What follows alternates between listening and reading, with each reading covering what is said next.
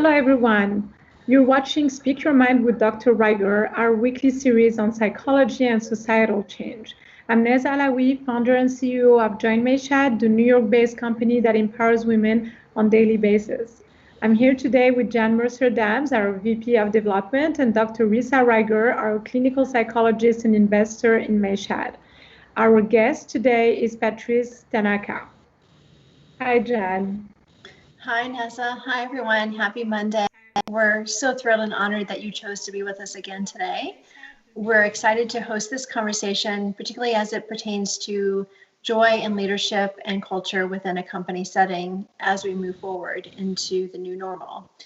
Please make sure to visit our website at joinmayshad.com, where you can find out about all of our upcoming events and programming.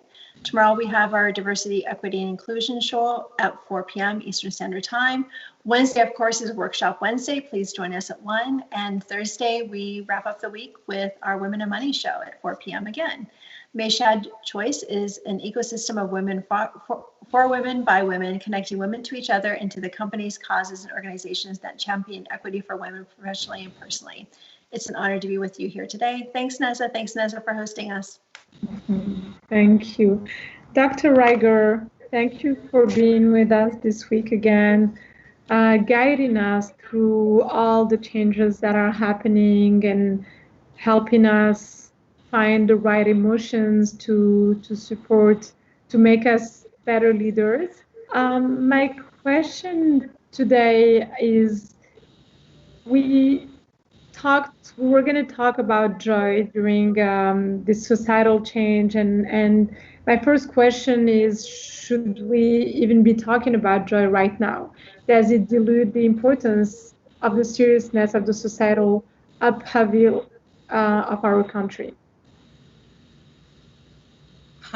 Hi, Jan. Patrice, thank you so much for joining us, and everyone tuning in, welcome as we tackle and have a messy conversation.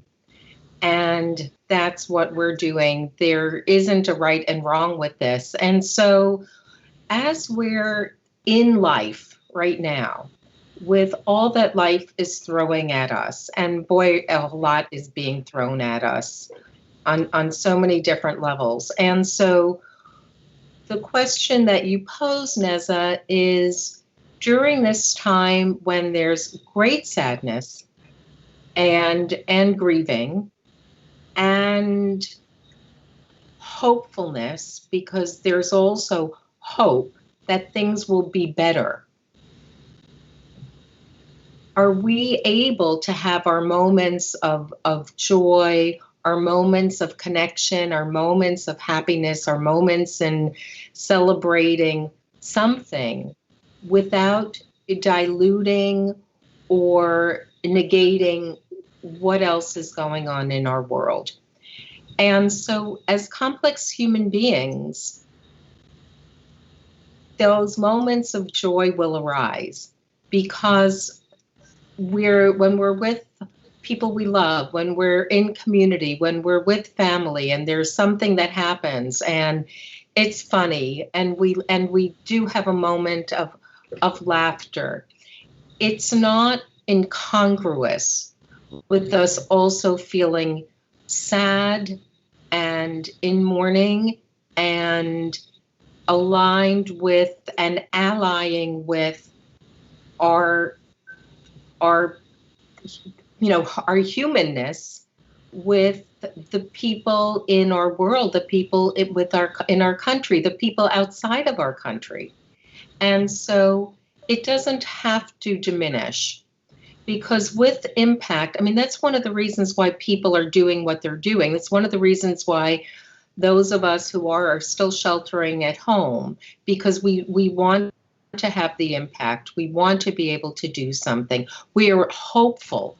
We're connecting with a hopefulness and with a deep belief on some level that what we're doing can have an impact, that there are people who are out speaking for their truth and for right to make something better, but you can't make something better unless you believe that you can. You have to be able to find that piece in yourself that says, I can have an impact and there's something that I can do.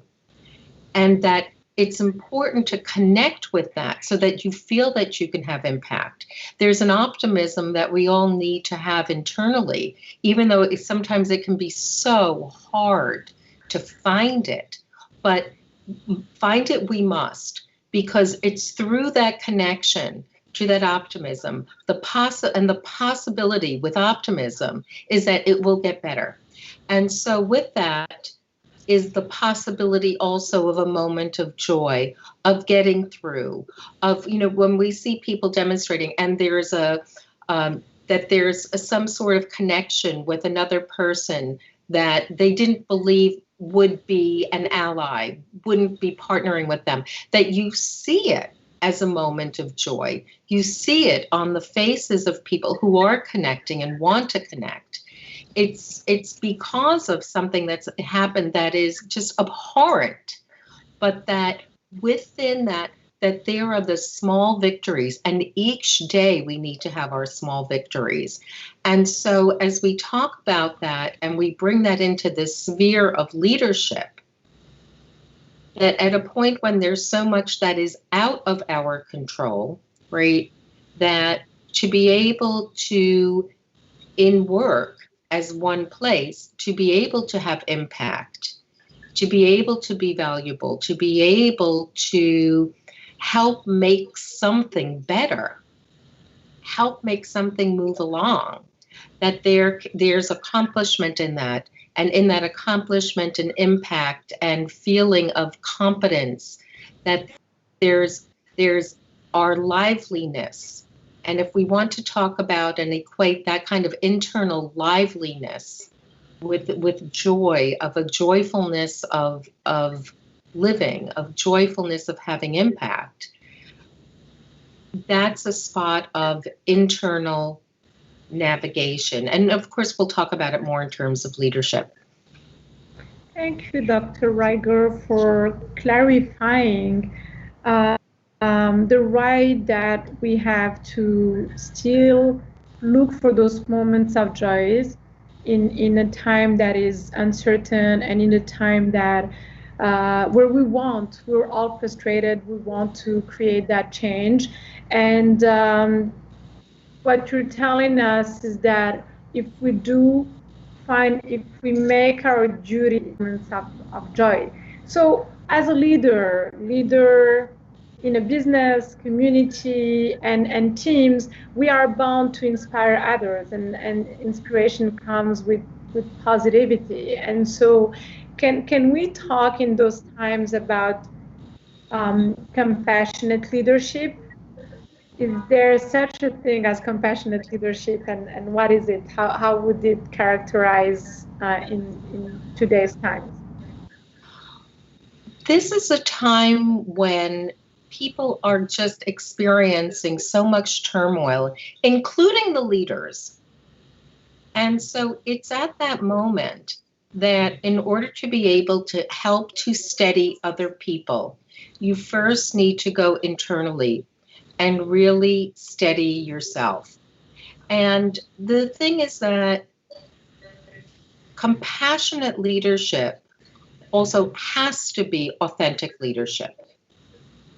And there's something that I developed, which is called Up Your Act, which is up your authenticity, your credibility, and your trust. And as a leader, when you up your authenticity, and being authentic first starts with, you have to know what's your authenticity with yourself. And that we can suss out, we can feel it when someone is being inauthentic. And so for leaders, it becomes even more important that they really connect and be able to identify with their internal authenticity and know what that feels like and pay attention to it. Because that way, if they veer, they can sense it in themselves and bring themselves back and bring themselves back. So the authenticity is part of it. The credibility of speaking to what you know, that you don't have to oversell. You can't know everything. You can't just blanketly tell people that everything is going to be okay. At this point with credibility, that acknowledging that this is hard. This is a hard road. This is not a simple road. And as businesses are opening up more and there's the next normal and we don't even know what that looks like, there's so much uncertainty, but that for people to be able to acknowledge, for leaders to be able to acknowledge that this is a really hard time and get it out up front. And that's step one. And step two is that, and we are going to get through it together. And the idea that we don't have to not acknowledge the difficulty. And as a matter of fact, if you acknowledge the difficulty, even if it seems somewhat counterintuitive, it will help people to relax because they will know that you know. And if you know, you bring more safety into the environment so that the people that you're leading and the people who want you to be a leader need to know that you're on it, that you've got it. And if you've got it, then it also communicates that you've got them. So to acknowledge that this is hard, it's not like walking back in and it's like, this is just great. But so what a journey we have had, what a journey we're having. And we've gone this far and now we continue from here. And then there's the aspect of trust. And trust starts with, as does authenticity, as does credibility, that trust starts with leaders really trusting themselves that what they say they're going to do, that there's going to be follow through. And that part of it is so crucial. You know, we're going to take a stop now because I know you have other questions, but we're going to go back to something that I call integrated communication and the importance of integrated communication for leaders. But let me catch a breath and have you and Jan hop in. Leadership has many styles, and this is a time for compassionate leadership, authentic leadership. This is also a time to take those moments of joy through simple moments, because it's not like with our current lifestyle, if we have a lot of options. And if in those times where we want to advocate, we want to be out there, we want to show our anger, sadness, if we do not also take the time to enjoy the simplest moments that we still can have, we won't be strong leaders. Dr. Ryger, can you tell us a little bit more about this communication? You got us curious. Sure, of course, my pleasure.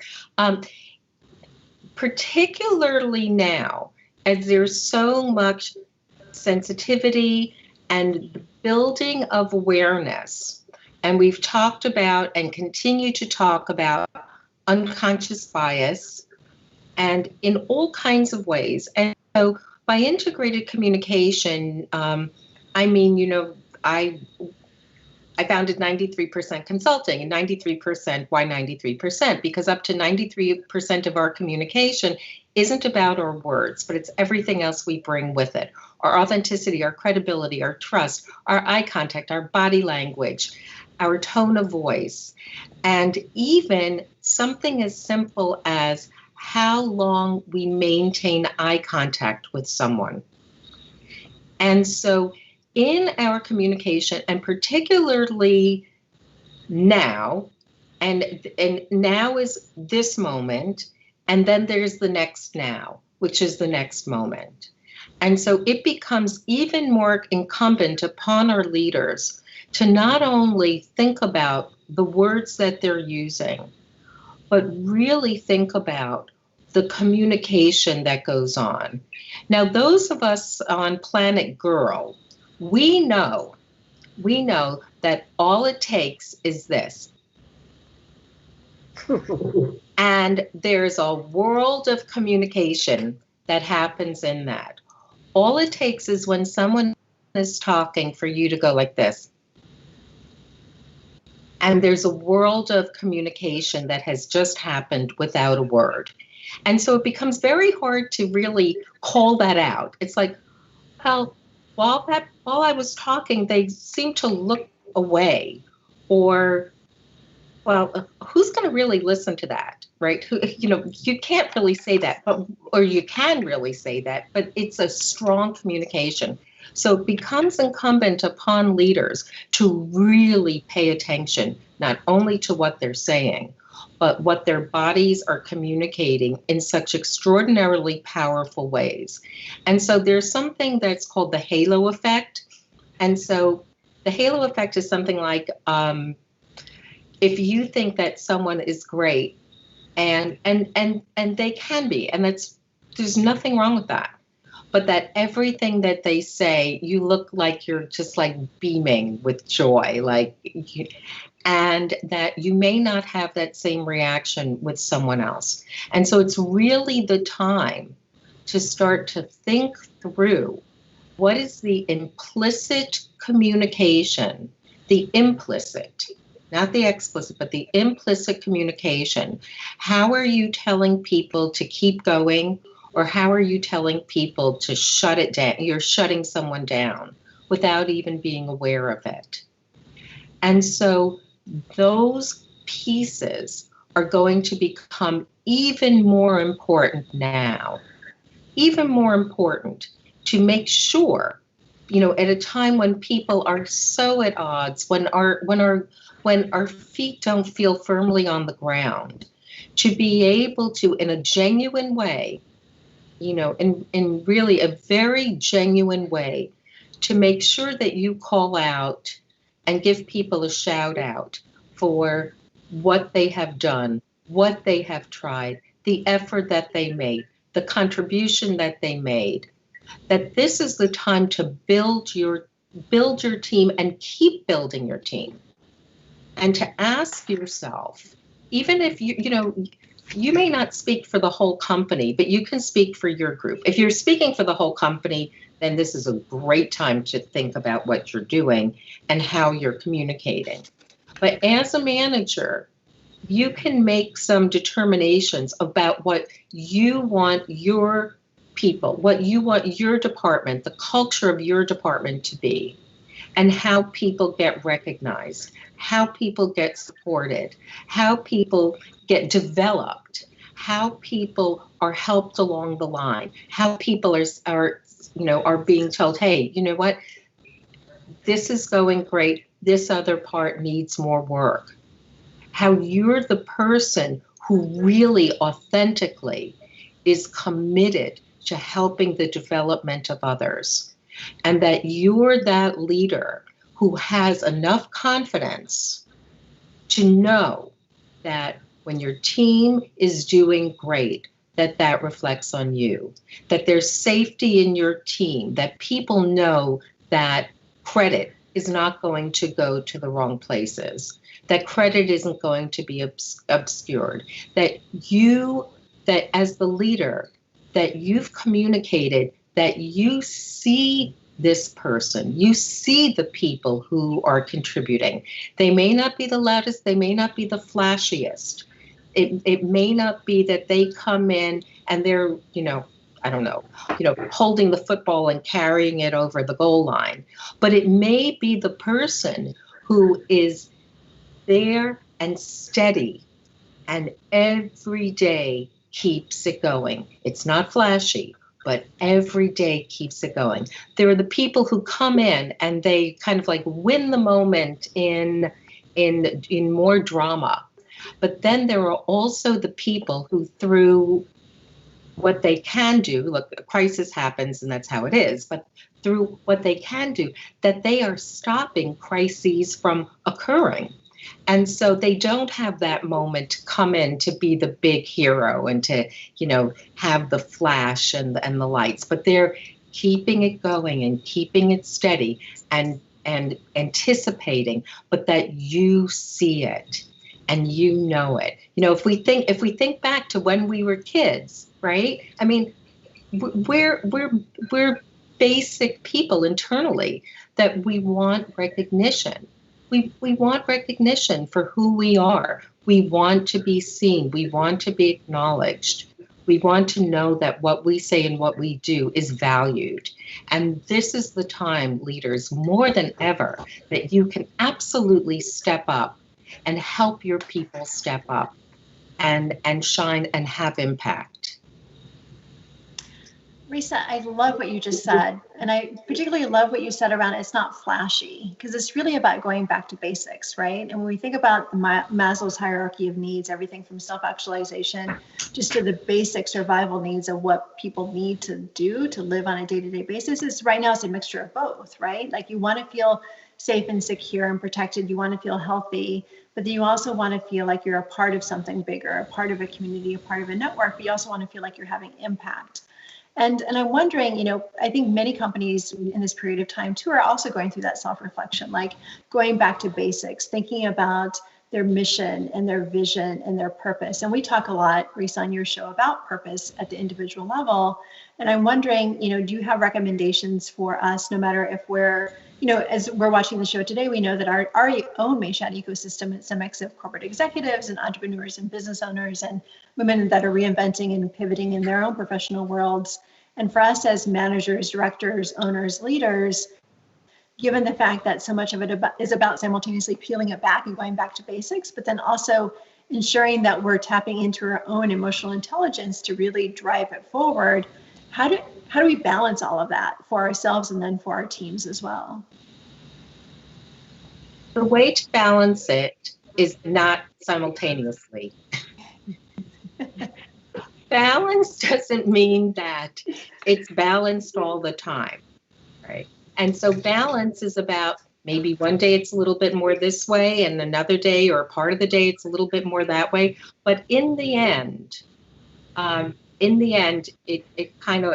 it works out, and that you have an aperture like a camera that can go bigger and smaller, and that there's that kind of fluidity and adaptability, because sometimes we have to get laser focused and sometimes we need to pull out and really get more of a vista, and we need to be able to do both.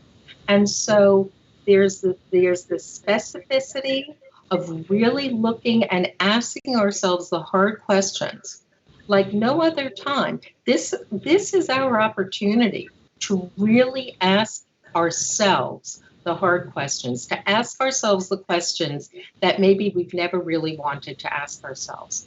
This is the time to do that.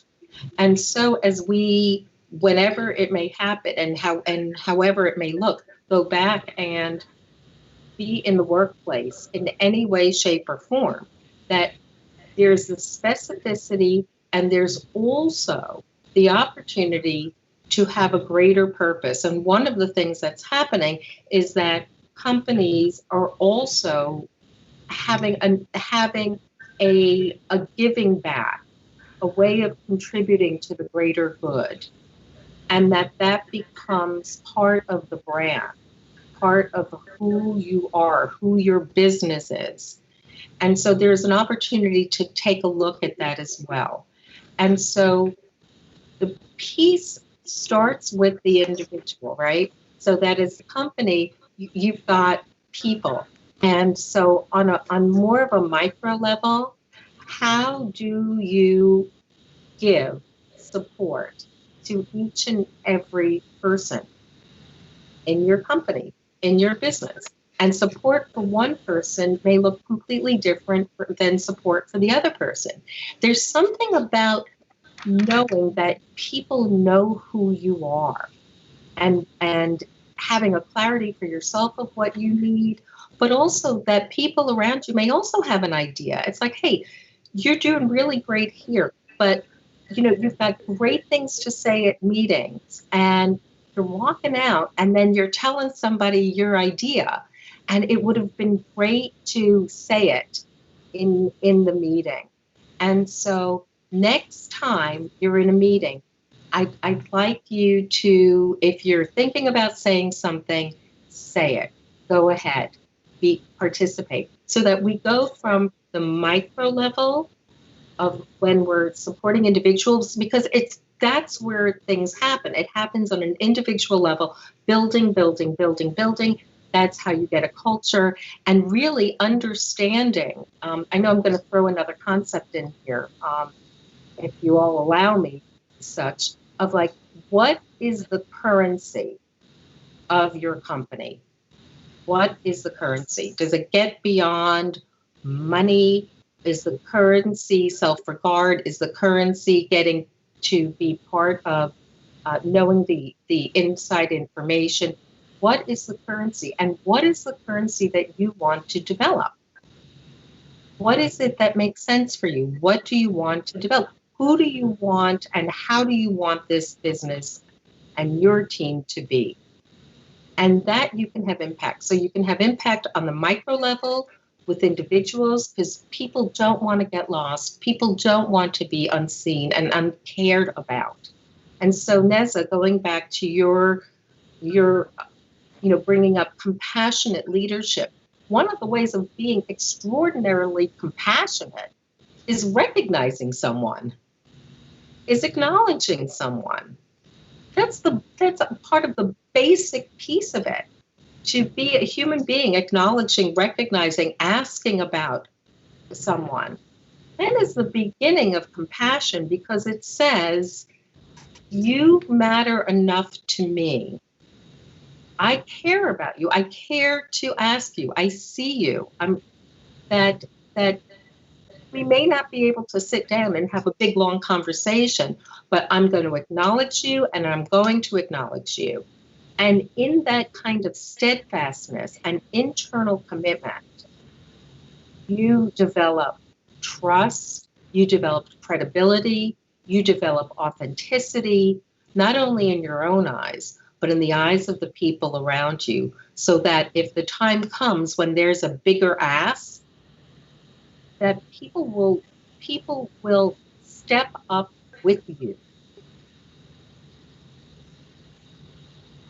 Dr. Ryger, thank you again, because I feel that in every episode we do, we've gone through the different layers of work that we have to do on ourselves to be better citizens, better human beings to our families, friends, better leaders in business, better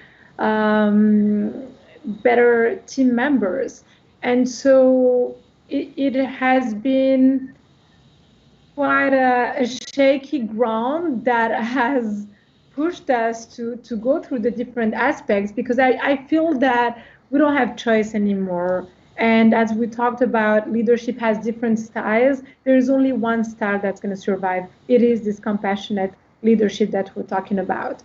And as companies are also re-questioning everything, there will only be one style of corporations that will survive. Otherwise, it will be problems after problems after problems, and we're questioning all the time what is going wrong. But if the culture is not aligned with a safety space for people to work in an environment where they're respected, where they're recognized, and where they feel that the senior level is a human level, it's people who have humanity in them, well, it won't work, and they will see that corporation just crumble. Because if there was a time where people were taking on them and just like blindly working for a paycheck that they're desperate to have at the end of the month, it came with so many problems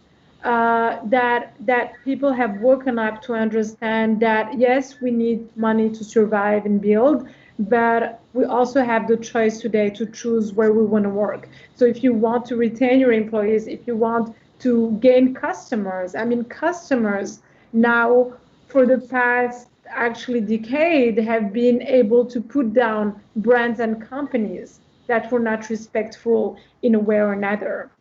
So thank you so much, Dr. Ryger, because at the end of the day, it all takes us back to psychology. Change cannot happen without a psychological change inside. So we're gonna present our guest today, Patrice Tanaka. So Patrice Tanaka is co-founder of 3 award-winning PR and marketing agencies and her latest consultancy, Joyful Planet. What a nice name. Joyful Planet is focused on organizations actively live with their purpose to unleash greater success. She is a co-author of Beat the Curve and Performance 360, where she writes about life and organizational purpose. Patrice is also the author of Becoming Ginger Rogers, How Ballroom Dancing Made Me a Happier Woman, Better Partner, and Smarter CEO. She has been honored by organizations including PRWeek, Hall of Fame, Public Relations Society of America, Girl Scouts of Greater New York, with the award of Women of Distinction. Hello, Patrice. Hello, aloha. Aloha. So, Beat the Curve is about secrets from the world's leading entrepreneurs and professionals on outperforming the status quo. Obviously, the status quo has been shaken to its core. How can we as leaders in this moment in time focus energies within our teams and companies to stay above the status quo? I feel that this is what Dr. Ryger has laid the ground but we would like to have your idea on this. Sure. I love the conversation that the two of you are engaged in. It's my kind of conversation. And in fact, it reminds me of the first agency that I started in 1990. I led a group of colleagues in a management buyback from Chiat Day, a big creative advertising agency, to start an employee-owned agency that was owned by the 13 of us involved in the buyback. And you know, one of the things that I did in order to distinguish our agency from the thousands of other established PR agencies in New York and across the country was to articulate what today would be called a business purpose. Back then, we didn't use that term. I just felt the need to communicate to everyone, including our own internal employees, what we were committed to doing as this new agency, PT and Company. So what I articulated was that PT and Company is committed to creating great work, a great workplace, and great communities that work. Now, it was a very short statement, but it packed a lot into that statement. First, that we were committed to creating great work, because that's the reason clients come to you and stay with you, right? But in order to produce great work, you need to attract and retain top talent to produce great work. So you've got to have a workplace that's welcoming and that is attractive to top talent. And once they come to you, how are you going to accommodate them and nurture them and challenge them so they want to stay and help you build the agency and build your clients' businesses, right? And finally, it's like really talented people have options, right? Because they're constantly being headhunted by everyone else. So our promise to the talented people we hope to attract was come to PT and Company and help us create healthy, sustainable communities within and beyond our workplace through the clients that we represented. And so that simple statement of business purpose, create great work, create a great workplace, and create great communities that work, helped us to grow. Within 8 years, we were recognized as the #1 most creative PR agency in the whole country and the #2 best place to work among all PR agencies in the country. And I always say, I'm not sure that we were worthy of either of those two recognitions, but that was a recognition that was conferred upon us, because I think our employees understood what the agency stood for, right? What we were committed to doing, how we were committed to serving the community at large. And they felt proud of that. And they could go and do great work for the clients that we actually accepted. Because if you have a business purpose that said, we're committed to creating healthy, sustainable communities, there are certain kinds of clients you cannot take on, like tobacco manufacturers, for example. So over the years, we turned down 4 different tobacco manufacturers just because there's no way we could walk the talk. So every time you walk the talk, it builds credence among your employees that the agency will do the right thing. And it's an agency, an employer I can trust and feel good about working for, okay?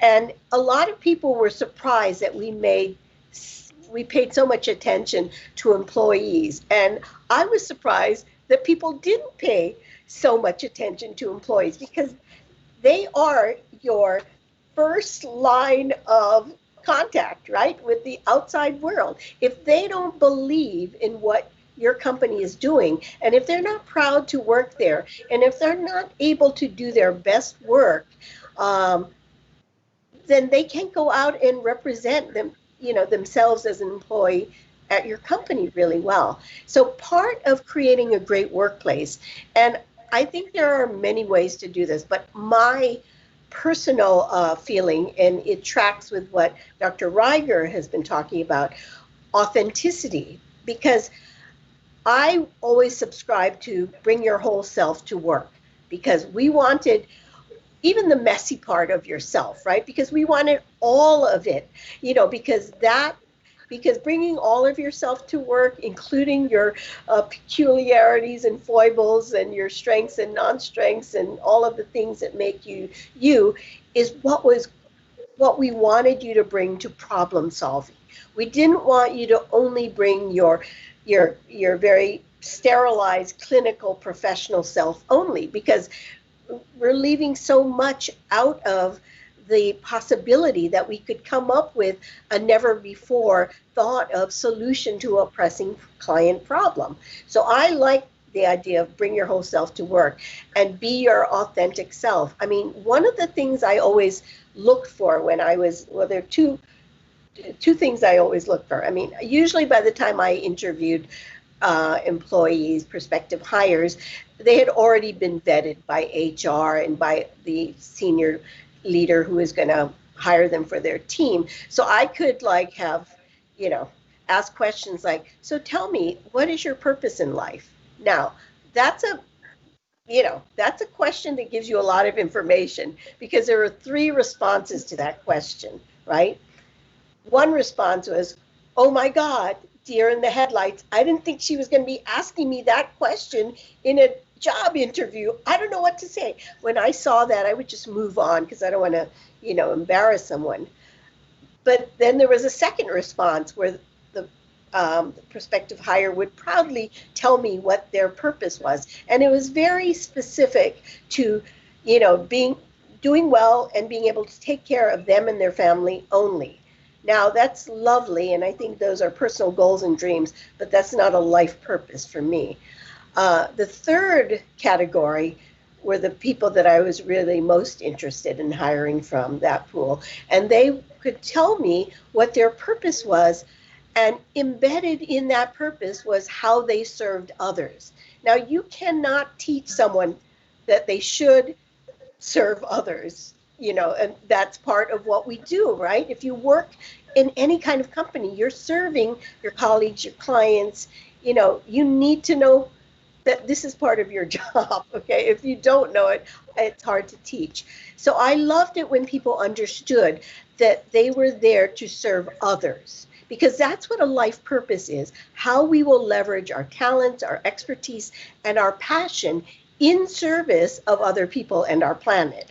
And those are the people that, if I hired people who knew their life purpose, were going to help to make us great as an agency, because they were going to make they themselves were great. They were going to do work that made the agency proud, and they were going to do work that helped clients to create, to contribute to the greater good. So it was a win-win-win all the way down the line. So I'm a big believer in discovering and actively living our life purpose. And I think that every leader, every successful leader, every compassionate leader should be guided by, driven by their life purpose, how they will leverage their talents, their expertise, and their passion in service of others, including, all of their stakeholders, beginning with their employees. And there are leaders in corporate America that do that. And my favorite ones are people like Satya Nadella, who's the CEO of Microsoft, whose business purpose for Microsoft is to empower individuals and organization, or every individual and every organization on this planet, to achieve more. Now that is a really exciting and expansive and energizing business purpose for a company. But he goes even further, because most companies are just satisfied just having a business purpose. And I think that that's good. But next level companies help their employees discover their individual life purpose and challenge them to find the alignment between their individual life purpose and the purpose of the organization to create greater engagement, to drive the business forward.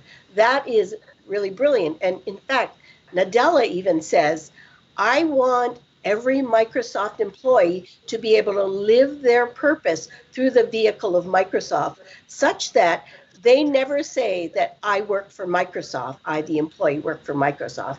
They say that Microsoft works for me, because I'm working for Microsoft, because I'm able to live my purpose fully, not just in my personal life, but through the vehicle of Microsoft. For that reason, working for that company works for me. I think that is the more brilliant way to run a business. And it's not a surprise to me that Nadella was able to achieve, I don't know if he was the first company or one of very few companies in America to achieve $1 trillion valuation. Now, this was not something that Ballmer or Gates, his two CEO predecessors, were able to do, but he was able to do it. And I think in part because of that business purpose and the way that he challenges his employees to live their purpose. Sorry to be so long-winded, but I'm like Dr. Ryger. When I get on a subject that I'm passionate about, there's so many things I want to say, so I'll shut up right now. And that's what we love. Thank you so much. Dr. Ryger, anything to add to Patrice? Yeah, absolutely. Patrice, you were talking about bringing your whole self to work. Yes. And so my question is, because with ourselves, we never know what it is that's going to be asked of us and how we can respond to it. But I was just wondering, and I have this question for you as I'm thinking it through myself, is that for people who are going to work and not bringing their whole selves to work, right, who or what are they leaving behind? Yeah, I think they are trying to bring to the office something that looks purely professional and perfect. Now, that's kind of hard to engage with perfect, right? Because perfect is never going to take a risk or put themselves on the line to possibly not look perfectly perfect, right? And so, and the thing is that in order to come up with innovative ideas, you have to sometimes go to the brink, beyond the brink of a good idea into failure. So you know how much to pull back at your, in your next outing. So you cannot have people who constantly will not go to that line, to the ultimate line or beyond it. They're pulling their punches, and that's not good enough if you're trying to do great work and the most innovative work. Just to finish up, and then I'll one is that I just want to comment that perfect does not exist. Yes. And so that it is a concept that only exists in some sort of abstract form. Right. And so that when you're talking about somebody coming in and being perfect, really what we're talking about is being very constricted. Right. And staying within a small enough space to feel like you're not taking any risk. Right. And that when you're doing that, no one is really thinking of you as perfect. But that you're really in a very safe spot. And Neza, you look like you're ready to ask a question here. No, actually, I'm ready to comment because like all this, I relate to everything that both of you are saying, and I've been developing teams, and one of the thing that I always said to young talents is, I will teach you everything that I need from you, but I cannot teach you ambition. And so if you are not ambitious, if you are not jumping into my company to build an amazing career and develop amazing products, and then don't waste my time, because like I'm on that path. I want to give to others. I want to give through everything that I'm doing, and there is nothing worse than people who just jump in the boat because they feel that there is something shiny for them there, and they're just fine with being like mediocre in their mission, or they're just fine with just I think it's the question of like showing up fully. It's just they will come physically, but are they fully in with you, with themselves? And so of course you want creative people, and you want them to be as extravagant as they can be, as long as if they are themselves. Yeah, it's absolutely true. I always, when I would interview people and I would say, so what types of clients are you passionate about? Oh, I can work on anything. I said, yes.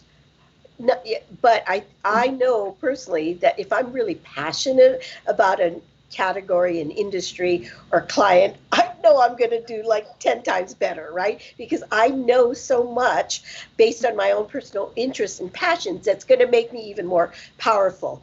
I said, here's the thing. Whenever people tell me they can do everything, I tune out, because I know it's not true. And so I don't believe you and I stop listening to you. So do not ever say that. If somebody asks you a question, say something you're passionate about, because that's more believable.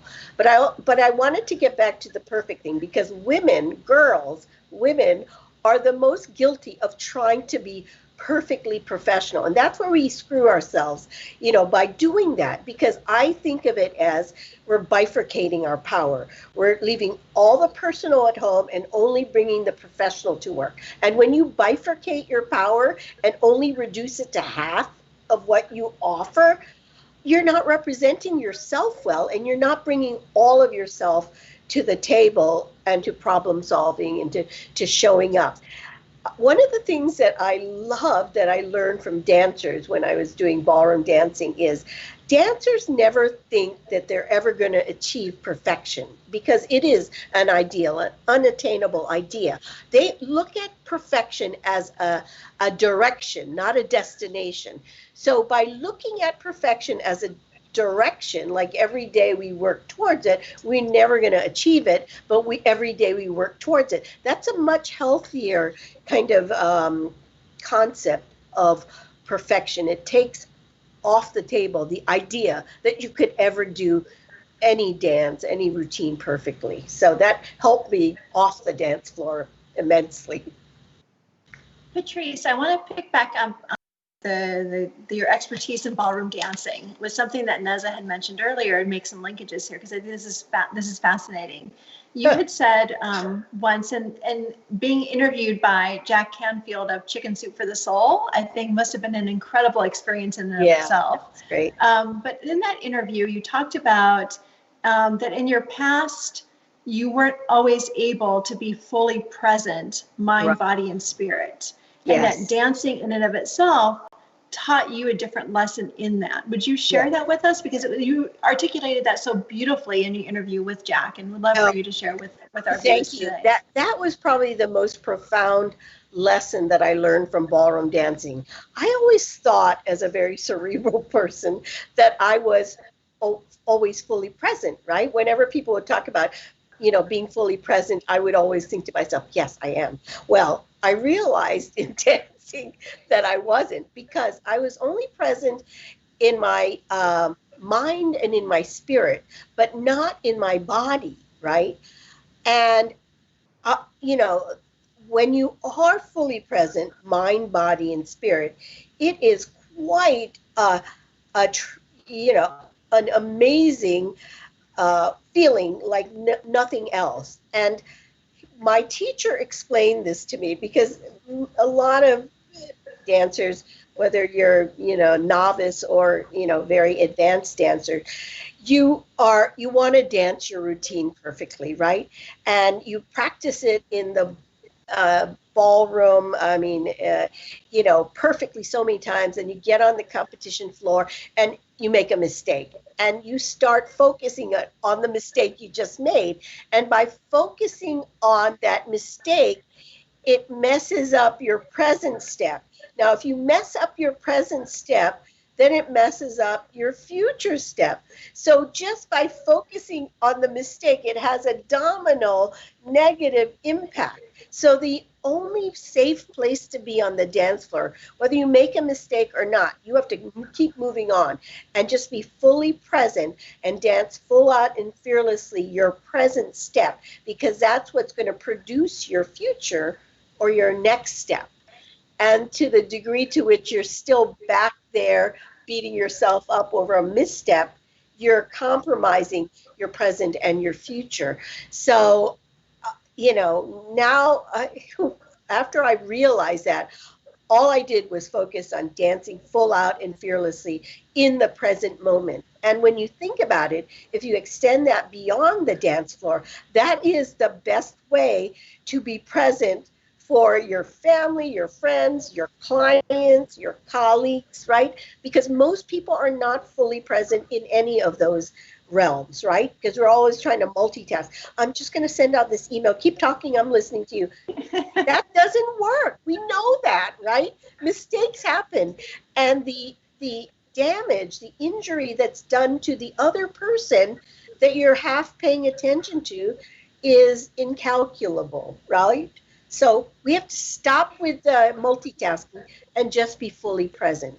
That is the safest place that we can be.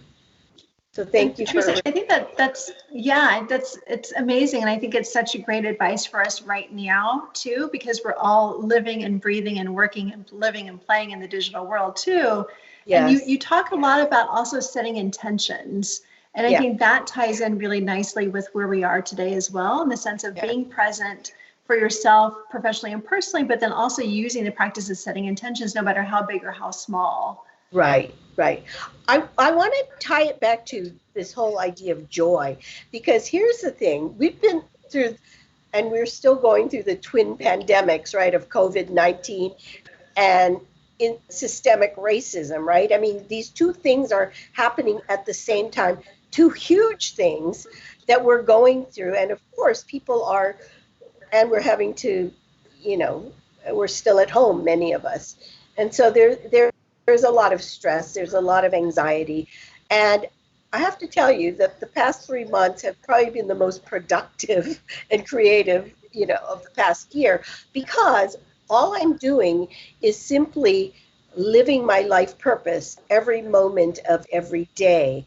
And because living my life purpose has kept me sane and centered. And in fact, by being sane and centered, I can choose to do things that are going to make a difference. And my purpose is to choose joy in my life every day, to be mindful of that joy and to share that joy with others. So it's choose joy, be mindful of it, and share it with others. So everything that I do has to be a choice for joy. Even in this time, like I'm thinking about one of the big things I'm doing right now is co-chairing this PR industry-wide task force that involves all of the major organizations involved in the PR industry. So they represent all of the major agencies, the top 200 PR agencies, and all of their clients. So that's a large swath of the business, right, in corporate America. And so the exciting thing that we're doing, and this work happened a year ago, and I wasn't even involved until recently, is trying to get companies and agencies to take action, to foster greater diversity, equity, and inclusion. And part of it, and ACT, unlike Dr. Ryger's ACT, stands for, oh God, now I'm not going to remember it, but it's all about taking action and championing and tracking our progress against diversity, and inclusion, which the industry has never done. And now we are on our way to getting hundreds of agencies and companies to sign this commitment, a pledge that they will do this. And with all of this, every day I get emails saying so-and-so is signed, so-and-so is signed. So it's very exciting work. And yes, George Floyd's death was terrible, but I guess I see as part of the silver lining, I've never seen so much kind of groundswell and movement to finally do something about it. Every organization from the NFL to Pope Francis to, businesses finally saying enough is enough. We have to change this system. So that brings me a lot of joy. This time of this horrible the murder of George Floyd and others, and unfortunately he's just one of a long line of people, including that man who died Friday. But the things that we can do, our joyful choices, can create a better future for all of us, and that's what my focus is. I mean, I am very sad, but I cannot let that kind of erode the energy that I want to have to actually make a difference, so that George Floyd did not die in vain. Thank you. Jan, would you like to go to the question of our audience? Yes. Hi, everyone. Please make sure to send us your questions into the chat bar. And we have a few. We have quite a few, actually. Keep them coming. We'll have time for a couple today. First question is, what is the difference between joy and happiness? And is there a reason to make that distinction? And if so, why? And how can you stay on the path to happiness, even if it's not always joyful? Mm-hmm. Well, there's one definition of joy that I love, and that for me, is what joy is about. And it's simply, joy is the experience of the preciousness of life. So it's not saying that joy is euphoric. It is that we are so present with the moment before us that is an experience of life that is precious. And sometimes those moments can be, frustrating. Sometimes they can be painful. Sometimes they can be euphoric. But that, for me, is all joy if I'm present in each moment in the experience of life. For me, happiness seems like something that's more episodic and ephemeral and tied to some experience, versus joy, which is it's the way that you take in the world, the way that you experience the world. And for me, I chose my life purpose at a time where my life was the opposite of joy. So that life purpose in choosing joy was an aspirational idea. And that's why I know that if I can do it, other people can do that as well. We create joy in our lives by just choosing joy. We always have choice, right? We can choose a better thought. We can choose to do something that is going to create, joy for us, rather than a thought that's not going to. And I think that a lot of people spend too much time licking their wounds or going over some hurt, and I don't think that that's the most productive way to create the future that we want for ourselves, right? We don't want more pain and hurt. We want more joy. Yeah. Thank you, Patrice. Risa. About joy and happiness. Well, I think that there can be a choice about that. And so it could be that happiness is more of a steady state and joy is that uptick. And so there's that possibility, as well. And that, Patrice, in thinking about what you just said, that one of the ways that people come to freedom, because that's what I'm hearing that in what you're saying, is like, what are you choosing? And coming to freedom is being able to integrate your life experiences, acknowledge them, and really integrate it into a wholeness of who you are. And that can be a hard path. It's not necessarily, that's not an easy path, but it's a necessary path. And so in that work, there's also an optimism. And I think that if as a human being, you can stay connected to an optimism and really find that in yourself in a very authentic way. And I think that part of it has just got to ring true. That it has to, in that choice, it has to be something that is really meaningful and is really in keeping with how you're feeling and authentic to you. And there may be times we can do it. There may be times that we're struggling to do it. There may be times that we can't do it. And then we need to be where we are and honor our experience. And so I think that there are many ways, and so you can call it joy. I mean, everyone has their own vocabulary. Right. I love your vocabulary, but everyone can have the vocabulary that's like your authentic vocabulary and your internal North Star, that when things may be in the rough spot, that you find your internal North Star to guide yourself with truth and with authenticity and with whatever that wholeness is. And even if that wholeness at the moment is even raggedy, Mm-hmm.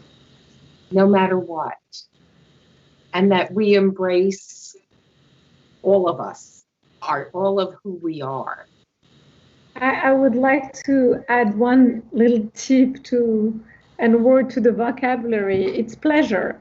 I think that joy is something that we get to, that we choose, but on the path of joy, it's pleasure. And so we need to have series of pleasurable moments, from the work that we do to the people that we're around, to just stopping, breathing, and doing those actions with pleasure.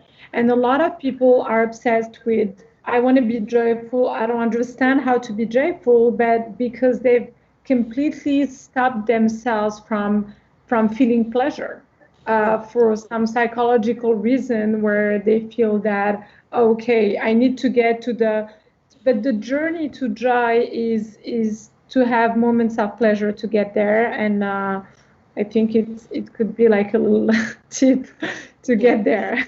Yeah. I guess the way I look at, I guess purpose, I mean, choosing joy was my purpose in life. So I believe that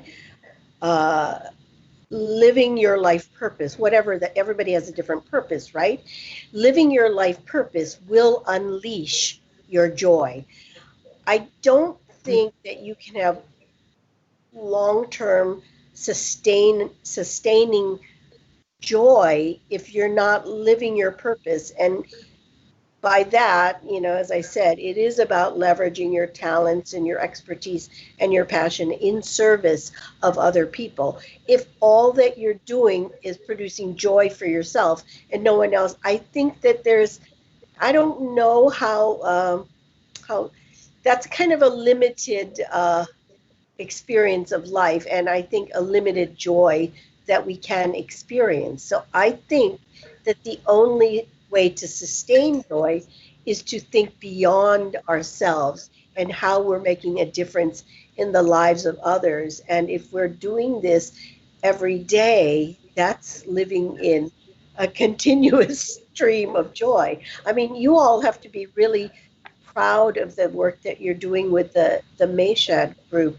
helping women to achieve, greater empowerment over their lives, right? I mean, that is a magnificent purpose, right? A life purpose and a business purpose. And I think it's a reason to get up and feel excited about life every day, right? Yeah. It is, Patrice, and it is also in the most difficult times, because obviously we've gone through the same difficult times as the entire world. But the fact, and so it's a very interesting conversation, because it is, yes, there is pleasure, and then pleasure without like going to joy then becomes like something that you get bored of, and then there is a joy, and then comes a purpose, because you access joy, but if you don't do it within a road and a path of purpose, then in difficult moments, which happens to everyone, that's when you lose a sense of everything. And that's when, because we have a business that has a tremendous purpose, even in the most difficult time, Yes. we had to wake up and we were happy about it because we were creating impact. Yes. And so, and that's another point, because people also build situations that are fine as long as there is no challenge. And we need to understand that challenge is part of life. And so you cannot walk without having those holes in which you're going to fall and stand up. And you need to build something sustainable for yourself and your organization throughout all those times.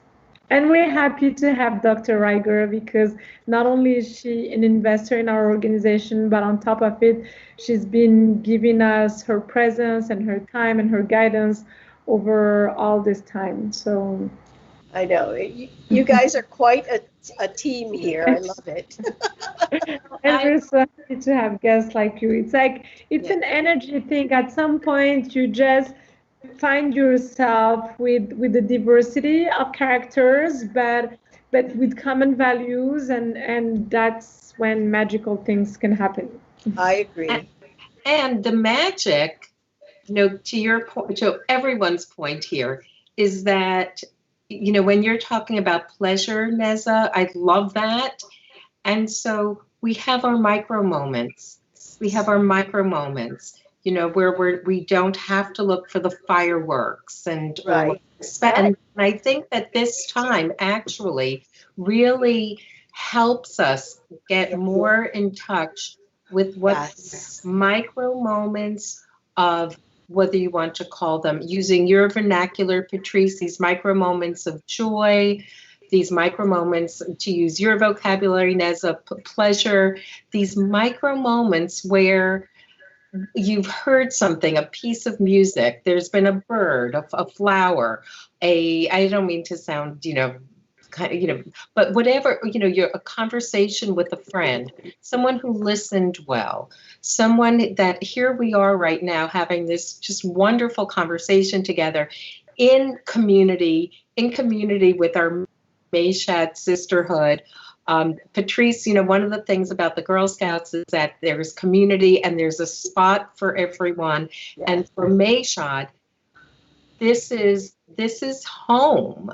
There's community. There's a spot for everyone. And in it, we have our micro moments. We have our micro moments through all that we've gone through together, and then still being able to have our moments where we're just smiling and laughing. and it's like, you know, the whole enchilada, you know. Yes. Patrice, thank agree. you. Thank you so much for being our guest today. We love, love, love to have you back. This has been such a very inspiring, hopeful, positive conversation. Thank you so much for your insights. Dr. Risa Ryger, thank you so much as always for being with us each and every Monday. Neza, we couldn't do any of this without your guidance and your fearless leadership and just your gratitude each and every day to help build and grow and really sustain this community. And we know now more than ever, professional women, no matter if you're an executive, an entrepreneur, a business owner, no matter if you're reinventing once, twice, maybe 10 times, that you have a spot and a home here with us at Mayshad. Please make sure to visit us at joinmayshad.com to learn all about our upcoming events and membership. Please feel free to reach out to us at any time if you have any questions about any of our membership offerings. We'd love to welcome you into the Mayshad family. Thanks, Neza. Thank you, ladies. You are definitely part of my joy today. Thank you. Thank you.